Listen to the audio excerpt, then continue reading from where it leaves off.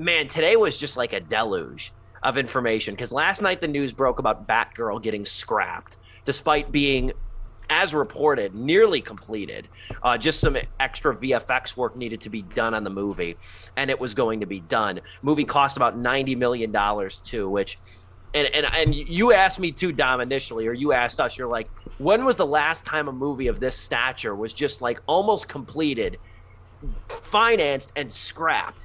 And I know of small examples of varying circumstances, but then Scott Mendelson, I read his piece on the whole thing on Forbes today, and he even said too, he goes, I've never seen this. And he's been covering this at a higher level and a lot better than me. He's like, this is a first for a movie that's like nearly done to be, and this big to be scrapped. Batgirl was going to be an HBO Max movie.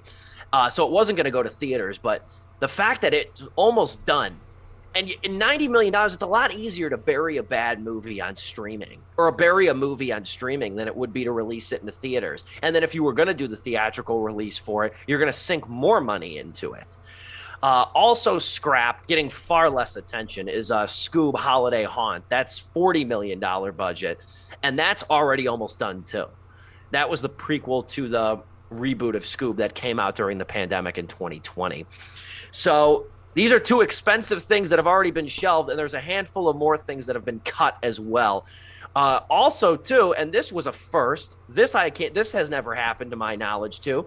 HBO has removed 6 original movies from its service. The movies themselves are An American Pickle with Seth Rogen. We reviewed that on the show. Charm City Kings. We reviewed that on the show. Lockdown. That was like the first production, or like one of the only productions that shot actually during the pandemic with Chiwetel Ejiofor and Anne Hathaway. Moonshot, which I think came out earlier this year. Yeah. I'm almost, yeah, it came out earlier this year, didn't it? Yeah, it was and that's the rom-com movie with the people going to the moon, right? Yeah, I think that sounds right. I didn't watch it, but yeah, that just came out earlier this year. Super Intelligence with Melissa McCarthy, and the Witches reboot too, the Robert Zemeckis Witches reboot. Now you could say these movies are all of varying quality and nobody's going to miss them, but still, they own these movies. There's been some debate that it's a rights issue, that it's like they do owe rights for either music or certain other little things or certain other like production company connections, but they just took off their exclusive movies inexplicably. Now the background for this is a doozy to discuss, and it's really still kind of taking shape. Discovery and Warner Brothers merged earlier this year. The conglomerate is now known as Warner Brothers Discovery. So it's WBD technically now. Now, they merged earlier this year. Tomorrow is the release of the first quarterly earnings report since the merger. And Discovery is saddled with a lot of debt.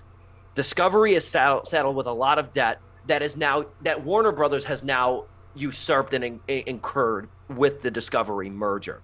They also have a new CEO calling the shots. His name is David Zaslav. He is the new CEO. He's taking over from Jason Kilar. And Kilar was the one that ran HBO through the pandemic. Kilar was the one responsible for the HBO Max push. He was the one responsible for the 2020 catalog all going to streaming. That was his move. Now, you can say in defense of this, at least in some ways, that like, look at what Top Gun Maverick did. It waited 2 years and it made over $1 billion. But I would argue that a lot of those movies, if you remember back from the 2020 theatrical slate, I would argue that a lot of those movies did not have the theatrical prestige. No.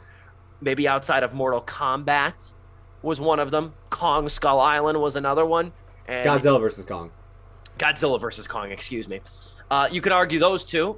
I mean, those two did make money. Those two did make a lot of money in theaters at the time, but they also, too, were relegated to HBO Max. Essentially, though, Zaslav was behind Discovery and TLC, the Oprah Winfrey Network, and a lot of those other reality TV-centric networks. It's clear as day, it's kind of an open secret that he wants to go back to almost a really predominantly theatrical model, which personally I'm a fan of, But I don't want to see it happen like this, Yeah. because tomorrow, in addition to the quarterly earnings report, it's been reported widely now. Deadline, Variety's all been on it.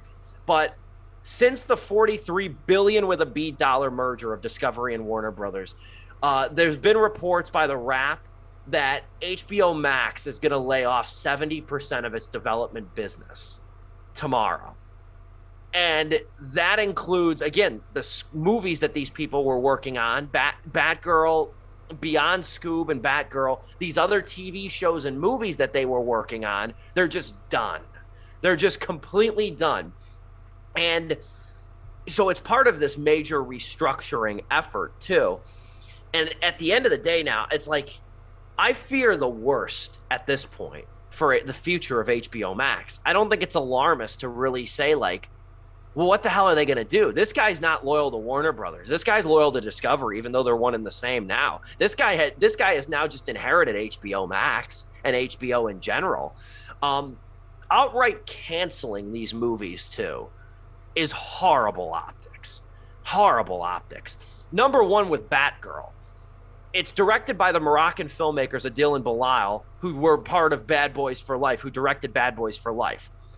It stars a Latina woman in Leslie Grace, who was a breakout star from In the Heights. It features a lot of minority cast and crew members. That's already horrible optics that you just took a $90 million movie and declared it a write-off. Number one. That's terrible optics. But you also now, you run the risk of undermining all the credibility. If you can just pull the plug on a $90 million movie and $90 million superhero movie and a $40 million animated movie and declare those as tax write-offs, well, what does that say to the creative liberties that you promised these filmmakers? That streaming at the end of the day was supposed to friggin' afford these filmmakers too. So you run a slippery slope right now of really pissing off a lot of people in-house. And this is the danger of a corporate merger like this. Yeah. I work for a corporation. It can be bought any day. And I don't know if I'm in the future plans, if my market's in the future plans. It's the risk you run. But now Warner Brothers is in the cost-cutting move. They're in the cost-cutting move because what they once were was a pretty profitable and successful company. But now that they've acquired Discovery for the hefty price tag of $43 billion and inherited all of Discovery's debt, now they have to slash $3 billion with a B dollars worth of costs over the next 2 years and find a way to either try to galvanize the theatrical market or figure out what the hell they're going to do with HBO Max, which we've all said before. I think we're all in collective agreement. I'm not really bent on if we are or not. I've called it numerous times on this show, the single best streaming platform. If you can only afford one streaming service, if that's all your monthly budget allows, HBO Max should be that streaming service. For how much longer, I don't know. With that, I'll throw it over to Dom. Your reaction to this deluge of news that hit our desk yesterday.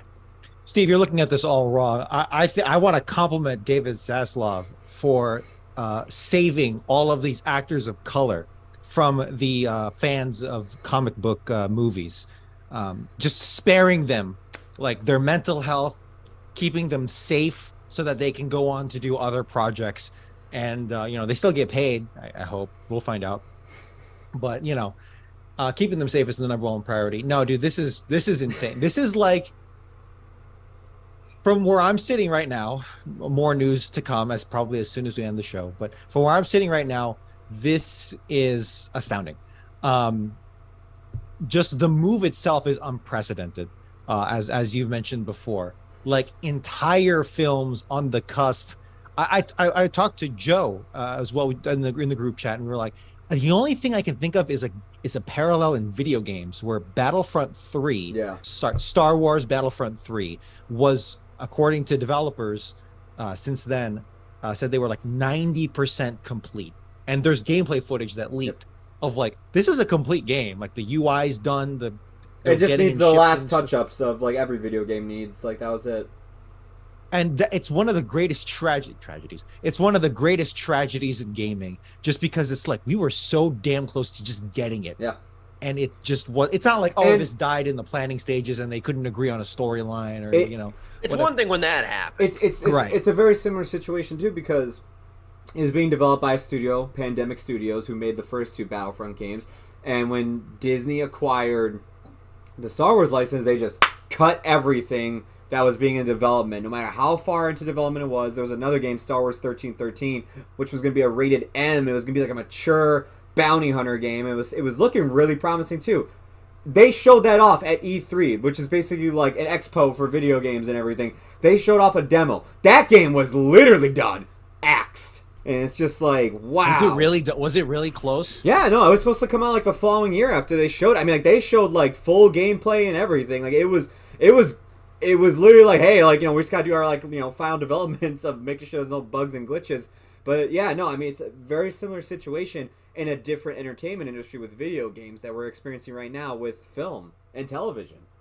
So let's assume that this isn't a really clever strategy where Warner Brothers is kind of boosting the I don't know, the worth of these films by, you know, keeping them hit like a Disney Vault situation that never released in the first place, and then like a year from now it'll release or whatever. Let's assume they're not doing that. This is really just axed completely.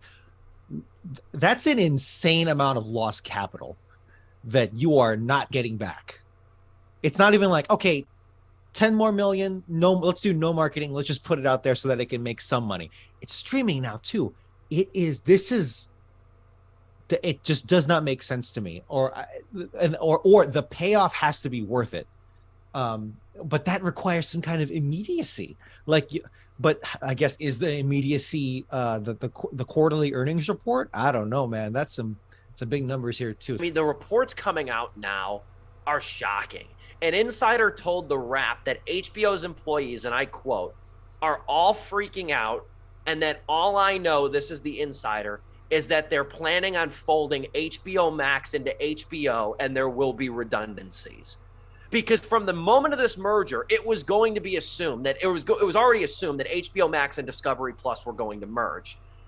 But is it going to be Discovery Plus's tab on HBO Max, or is it going to be an HBO tab on Discovery Plus?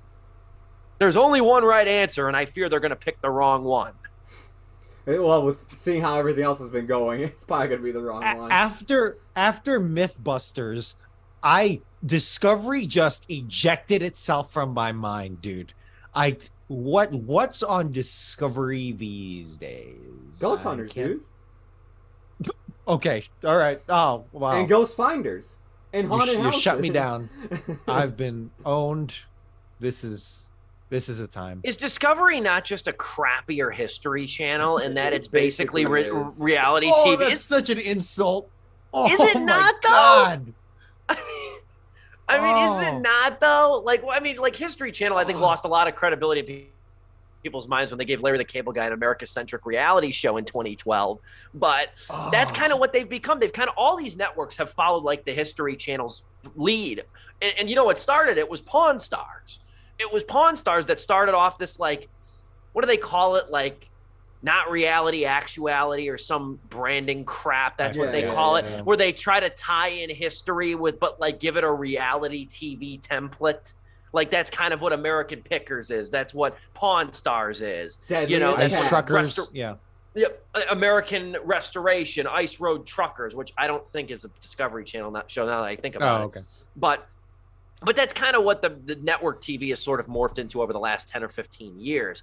But it is mind-boggling if they do that. If they fold HBO Max and they make it part of Discovery Plus, that would be the biggest boneheaded move in the very young history of streaming. Yeah. That would be the single most boneheaded move in the history of streaming. And I don't think it would be completely close. Jesus Christ, you know who's celebrating this? Is Netflix. Netflix is over here like, well, y'all gonna save some money on HBO Max now monthly. Y'all gonna have to come back now. Hey, our prices are going up, but we heard you cleared a whole subscription plan. How you feel about that ad tier now, folks? How you feel about that ad tier now? This is astounding. This is really like the U.S. has entered World War II, and the U.S. is like, let's just get rid of the Air Force. Actually, no, that's ahistorical. Let's just get rid of the Marines. Let's just get rid of them, and then you'll just go to war without Marines. And it's like, Jesus Christ! I cannot. This is such a crazy maneuver that it makes you go, he has to have something up his sleeve. He's got to have something. But this is like Don't Look Up, where it's like, oh wow, they really don't have this is really it, isn't it? Time will tell. But it's I don't know. It also makes you think, like, what directors are going to want to work with you after this, or Warner. That's what I in said. general. Yeah, your whole, like, just completely F you. We're not even releasing your movie, not even giving it the light of day, aborting this movie, and it's like just nothing left in it. So it's, I guess it goes back to the Prestige argument, where it's like, oh yeah, we've pissed off all the indie movie makers, all the streaming movie makers. So now it's only going to be Nolan's and Villeneuve's from now on. And it kind of explains too why Nolan took the movie to Oppenheimer to Universal. It kind of shows that in a way God, too, you're because right. Nolan got pissed off at Warner about this was a totally different CEO, a totally different climate, but Nolan got pissed off about the whole theatrical day and date thing on Tenet. HBO Max, and then he took Oppenheimer with Tenet. He took Oppenheimer to Universal. Yeah.